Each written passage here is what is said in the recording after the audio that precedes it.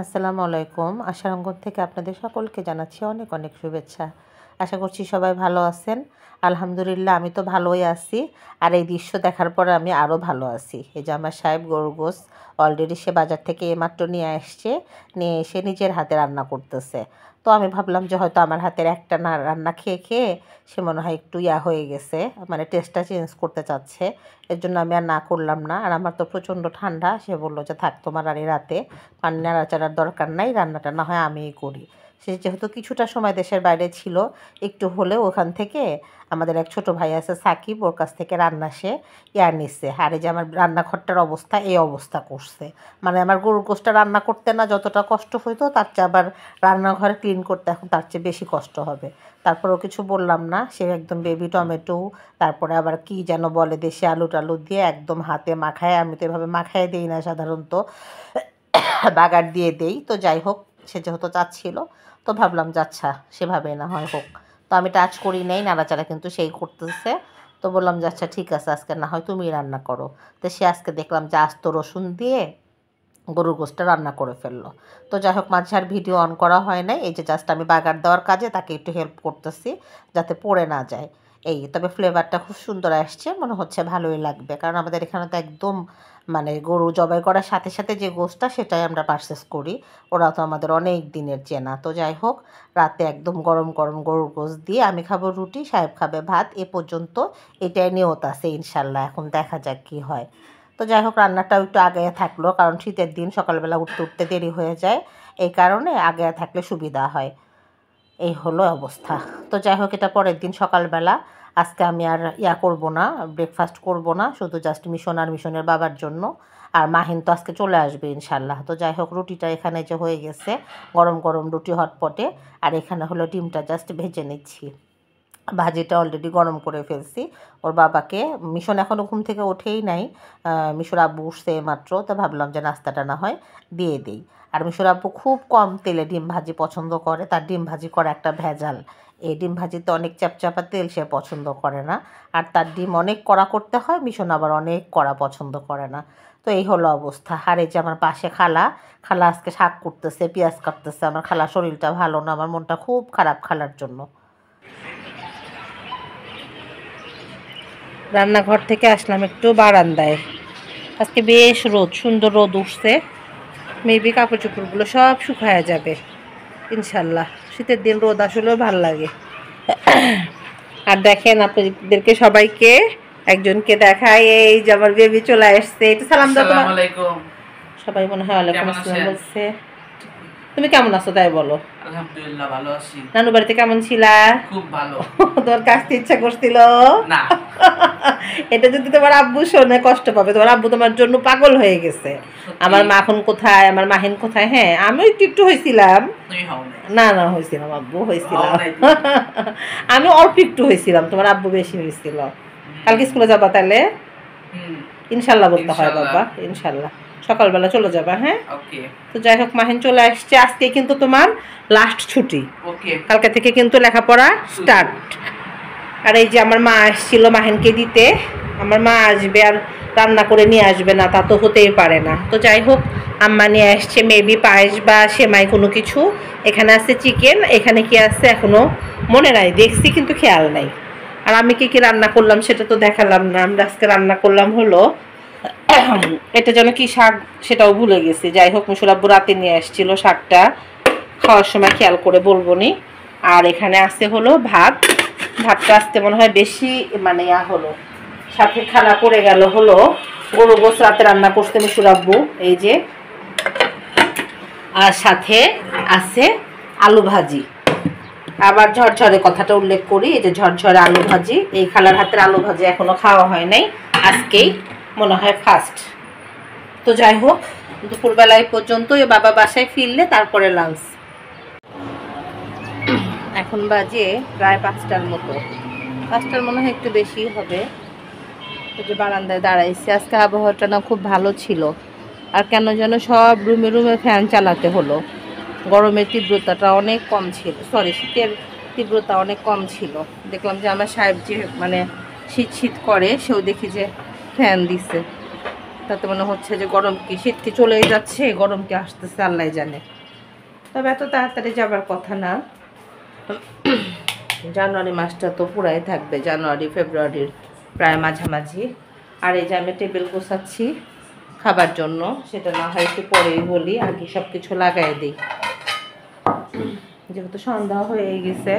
মাহিন মসজিদে গেলে কিন্তু প্রিপারেশন নিতে হবে আব্বু, সময় নাই, খুব একটা সময় নাই আম্মু।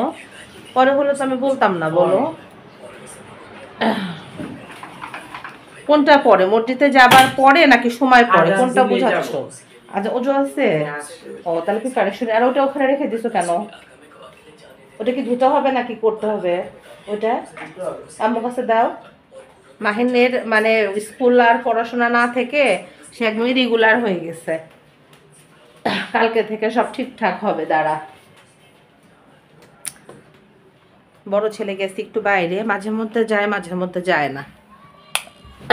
আজকে আবার বললো যে আমরা একটু নিচ থেকে ঘুরে আসি, তো বললাম যে যাও, সারাক্ষণ বাসায় আসলে বাচ্চাদেরও বোরিং লাগে।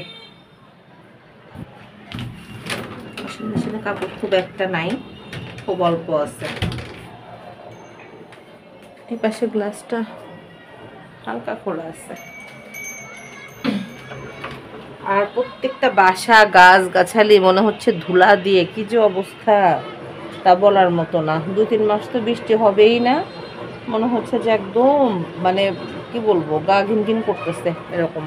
ছাদগুলোর দিকেও তাকানো যাচ্ছে না, এত ধুলা। কি বলবো, আমার বাসায় তো যে গ্লাস গ্লাস কিচ্ছু কাজ করার উপায় নাই, ধুলা দিয়ে ভর্তি। এগুলো যে ক্লিন কবে করতে পারবো আল্লাহ জানে। তো যাই হোক, টেবিলটা না হয় রেডি করে ফেলি, তারপরে মিশরা বোয়ালে আসার সময় মনে হয় আছে তো না, ঘড়ি তো এক একটাতে এক এক রকম বাজে, এটাতে বাজে 5টা 10, না ঠিক আছে 25-এ, তাহলে আরও একটু সময় লাগবে। তো যাই হোক, এই যে আমি সৌরভ্যর সাথে তো আজকে কারো দেখাই হয় নাই, আজকে আমার ভিডিওটা একটু এলোমেলো হলো। তুমি কিছু করো নাই না? এই যে বাইরে গেছিলাম। সৌরভ্য হাই বলো একটু। সেও খায় নাই দুপুরে, আমার সাথে জয়েন করবে এখন ইনশাল্লাহ। তো দেখা যাক, তারপরে মানে খাবারের পরে না হয় আবার দেখা হবে। আসলে বলতে চাচ্ছিলাম না, মানে অনেক এক একজন এক একভাবে ইয়া করে। তো যাই হোক পরে বলি। ক্যামেরা অন হয়ে গেছে, আমরা বিকালবেলা একটু কি প্রকৃতি পর্যবেক্ষণ করতেছি নাকি অলরেডি। ওই দেখো ওই বিল্ডিংটা খেয়াল করছো, সেদিন কাজ শুরু হয়েছে, এই মানে 11 তলা উঠে গেছে। আসলে আমরা মনে করি যে মানুষের হাতে টাকা নাই, হ্যাঁ এটা কিন্তু ভুল কথা। মানে টাকা থাকলে কাজ উঠতে সময় লাগে না, তাই না? সেদিন কাজ শুরু করছে, দেখো দেখতে দেখতে অলরেডি 11 তলা কমপ্লিট। তো যাই হোক, আমরা আবার একটু মানে বারান্দায় আসলাম। বারান্দায় দাঁড়াতে না বিকালবেলা ভালোই লাগে, ছাদে তো যাওয়াই হয় না তোমাকে বেশ শুকনা লাগতেছে। আমরা খাবার টেবিলে বসে গেছি, এখন বাজে 5:30। এখন কেউ কেউ বলবে যে 5:30টার সময় আবার কিসের খাবার টেবিলে। আমি সেটা ছিল বাইরে, বাসায় আসতে দেরি করছে। আর আমার আসলে বলতে চাচ্ছিলাম না, বুঝছো, আমি সেটা ওইটা বলতে হয় না, কিন্তু একটা না তো আবার দেখলে টেবিলে যখন দেখবে না ডাইনিং এ, তাই না, তখন আবার কথা অ্যান্সার করো না কেন, বলে দাও। তো যাই হোক, আমার 7-8টা রোজার মানুষরা ছিল, অনেকদিন হলো প্রায় মাসখানেক হলো করবো করে সময় ছিল না, প্লাস অসুস্থ ছিলাম এর কারণে। তো ভাবলাম যে না, আসলে মানে আর্লি করে দেওয়া দরকার। তো আজকে থেকে ইনশাল্লাহ শুরু করলাম, দেখি শেষ করতে পারবো কিনা আল্লাহ ভালো জানে। তো ইফতারের টেবিলে আছে, মাহিন দেখাও একটু। এখানে আছে একদম ঝরঝরে সাদা ভাত, তারপরে আছে হলো আম্মার হাতের মোয়া মাছ, আম্মা পাঠায় মানে দিয়ে গেছে।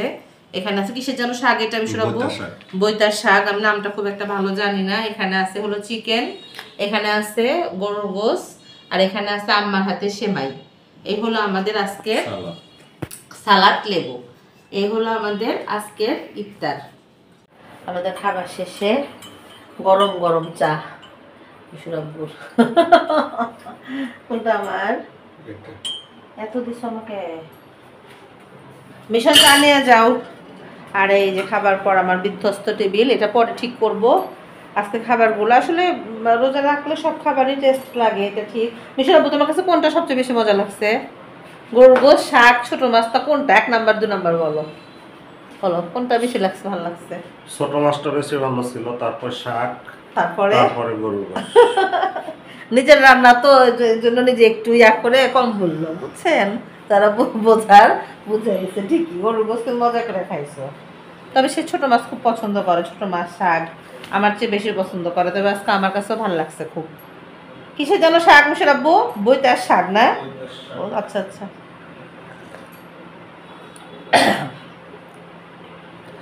আমার ইয়াকে দিছিলা কেমন জানি কম কম লাগতো, ও মিষ্টি খাইছি এর জন্য মনে হয়। চাটা শেষ করে এসে তারপর না হয় টেবিলটা ইয়া করে নিচে যাব। প্রচণ্ড মাথা ব্যথা করতেছে, কারণ আমি তো ওই যে চা খাই 2-3 বার, চা খাওয়াটা জব থাকে, এই কারণে মাথা ব্যথা করে। তাছাড়া অন্য কোনো কিছু মনে হয় না। যে পিচ্ছি একটা দিন, ছোট দিন একদম। এই যে আমার সাহেবও চা খাচ্ছে। ওরা 2 ভাই এই যে চাটা সব সময় ঠান্ডা হয়ে যায় তখন বাসায় আসে। মাহিনু মিশন আব্বু কনসের পড়া কি হয়েছে? চাচা দিয়ে আসি ওইখানে, না কোনটা দিয়ে আসবো?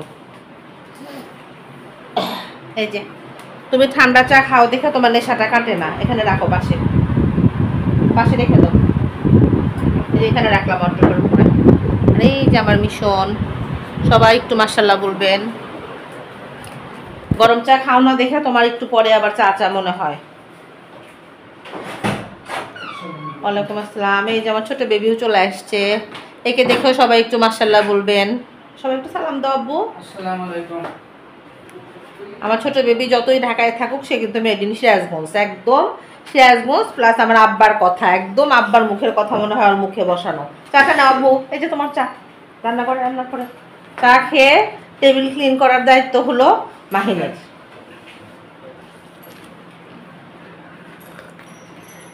তো যাই হোক, চাটা শেষ করে ভিডিওটা না হয় আজকে এ পর্যন্তই শেষ করি। সবাই একটু দোয়া করবেন আমার জন্য, আমাদের জন্য। এই সবাই যেন ভালো থাকি, সুস্থ থাকি। এই মানুষকে দেওয়া কথা প্লাস আল্লাহকে দেওয়া কথা, সব কথাগুলো যেন আমরা রাখতে পারি, এইটাই। তো যাই হোক, আজ এই পর্যন্তই। সবাই ভালো থাকবেন, সুস্থ থাকবেন, আশার অঙ্গনের সঙ্গে থাকবেন, আমার চ্যানেলটি সাবস্ক্রাইব করবেন, সেই সাথে গঠনমূলক সমালোচনা করবেন। তবে আজ এই পর্যন্তই। আল্লাহ হাফেজ।